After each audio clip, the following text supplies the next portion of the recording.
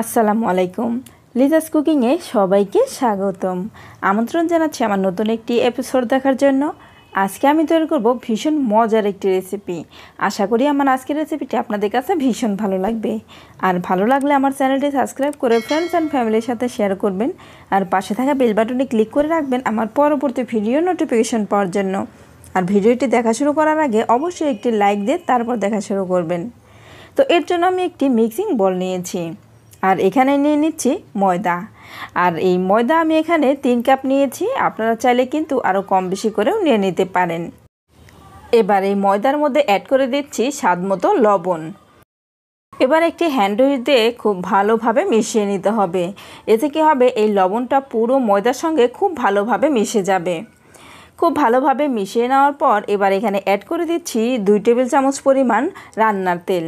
আর এই তেলটা কিন্তু অবশ্যই দিতে হবে। এই তেলটা দিয়ে খুব ভালো করে ময়ান দিতে হবে।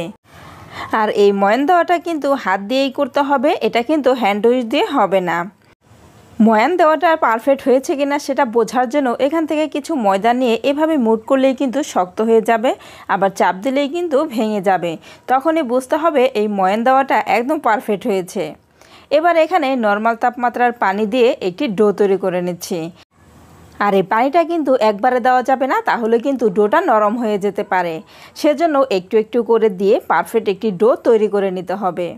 আমার এই ডোটা কিন্তু তৈরি করে নেওয়া হয়ে গিয়েছে। এবার এই ডোটাকে রেস্টে রেখে দিচ্ছি 30 মিনিটের জন্য। 30 মিনিটের মধ্যেই কিন্তু এই ডোটা একদম পারফেক্টভাবে সেট হয়ে যাবে। ফিরে আসছি 30 মিনিট পর। 30 মিনিটের মধ্যেই একদম নরম তুলতুলে আর সফট হয়ে গিয়েছে। আমি আবারও এই ডোটাকে একটু মথে নিচ্ছি। এবার এই ডো থেকে আমরা লেচি কেটে নেব। আর এখান থেকে আমি কিছুটা ময়দা নিয়ে নিচ্ছি। আর আমি কতটুকু নিয়ে নিচ্ছি সেটা আমি দেখিয়ে দিচ্ছি। আমি এতটুকু করে নিয়ে নিচ্ছি, আপনারা চাইলে কিন্তু আরও ছোটো কিংবা আরও বড় করেও নিয়ে নিতে পারেন। এবার আমরা নর্মাল রুটি যেভাবে তৈরি করি ঠিক সেইভাবে একটি লেচি করে নিচ্ছি। এই লেচিটাকে গোল করে শেপ দিয়ে নেওয়ার পর এবার এখানে ময়দা ছিটিয়ে দিচ্ছি। এতে করে এটা বেলতে খুবই সুবিধা হবে, নিচে থেকে লেগে যাবে না। এবার নর্মাল রুটির মতো করে বেলে নিতে হবে। তো রুটিটা কিন্তু বেলে নেওয়া হয়ে গিয়েছে। আর এই রুটিটা বেলে নেওয়ার সময় একেবারে গোল হতে হবে তার কোনো মানে নেই, একটু আঁকাবাঁকা হলেও কোনো সমস্যা নেই। রুটির মধ্যে এবার দিয়ে দিচ্ছি রান্নার তেল। তেলটা দিয়ে দেওয়ার পর পুরো রুটি জুড়েই কিন্তু এই তেলটা মাখিয়ে নিতে হবে, যেন কোনো অংশ বাকি না থাকে। এবার এই রুটির উপরে দিয়ে দিচ্ছি ময়দা। আর অবশ্যই কিন্তু এই ময়দাটা দিয়ে দিতে হবে। ময়দাটা দিয়েও আমি ময়দাটাকে ভালো করে মাখিয়ে নিয়েছি। এবার একটি নাইফ দিয়ে মাঝখান থেকে এর কর্নার পর্যন্ত একটু কেটে নিয়েছি। এবার একটি কর্নার থেকে আমি গোল করে রোল করে নিচ্ছি। আর এই কাজটা আমি কিভাবে করছি একটু দেখে বুঝে নিতে হবে। সব কিছু কিন্তু বলে বোঝানো যায় না, একটু ভালো করে দেখে বুঝে নিতে হয়। এবার এটাকে সোজা করে ধরে নিচ দিকে চাপ দিয়ে কিন্তু একদম পুরোটাই চ্যাপটা করে নিতে হবে। চ্যাপটা করে নেওয়ার পর এভাবে একটু চেপে চেপে লেচি করে নিয়েছি। আমি আবারও একটু ময়দা ছিটিয়ে দিয়েছি। ময়দা ছিটিয়ে দেওয়ার পর আমি আবারও এটাকে বেলে পরোটা তৈরি করে নেব। আর এই কুরবানির ঈদে গরুর মাংসের সঙ্গে এই পরোটাটা আমরা খাবো না সেটা তো হতেই পারে না। একবার হলেও এই পরোটাটা তৈরি করে গরুর মাংসের সঙ্গে খেয়ে দেখবেন এটা কতটা মজার আর কতটা টেস্টি। তো আমার পরোটাটা কিন্তু তৈরি করা হয়ে গিয়েছে। এবার আমি এই পরোটাটাকে তুলে নিচ্ছি। আর সেমভাবে আমি সবগুলো পরোটাই কিন্তু তৈরি করে নেব।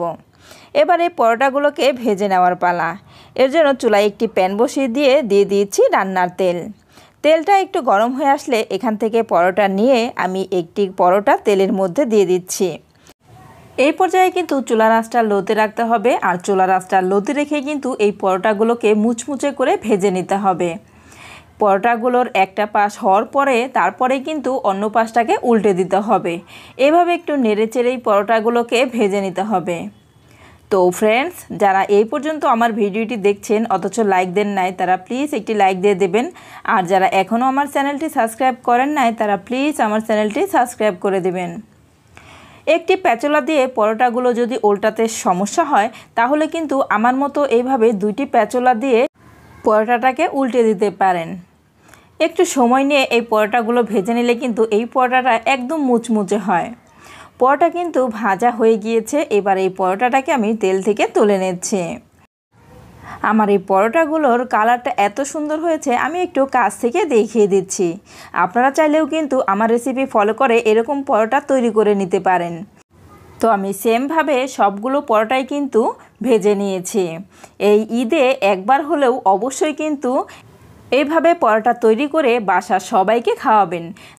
দেখবেন বাসার সবাই খেয়ে আপনার প্রশংসা না করে পারবেই না। তো আমি পরোটাগুলো কিন্তু সার্ভ করে নিয়েছি। তো ফ্রেন্ডস, আমার আজকের রেসিপিটি আপনাদের কাছে কেমন লেগেছে অবশ্যই আমাকে কমেন্ট করে জানাবেন। আর যারা একেবারে নতুন রাঁধুনি, আশা করি আমার আজকের রেসিপিটি তাদের কাজে আসবে। আর যারা একবারও এভাবে পরোটা তৈরি করে খেয়ে দেখেন নাই, তারা একবার হলেও এভাবে পরোটা তৈরি করে খেয়ে দেখবেন। আমার বিশ্বাস আপনাদের কাছে ভীষণ ভালো লাগবে। তো আজ এই পর্যন্তই, পরবর্তী পর্বে আবার দেখা হবে। সবাই ভালো থাকবেন। আল্লাহ হাফেজ।